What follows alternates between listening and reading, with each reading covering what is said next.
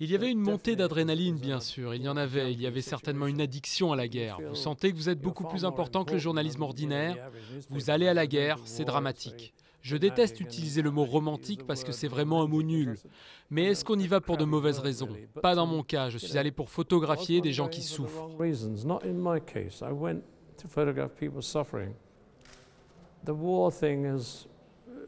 Toutes ces choses sur la guerre, cela me perturbe vraiment parce que ça a aussi fichu ma vie en l'air dans une certaine mesure. Et je ne trouve pas la paix en regardant ces photos. Aujourd'hui, je me consacre à des travaux sur le paysage, des choses dans mon abri de jardin pour essayer d'éradiquer le passé.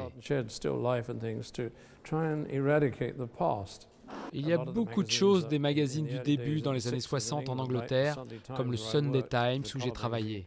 Le magazine en couleur fut un débouché pour ce genre de travail et ce genre d'informations.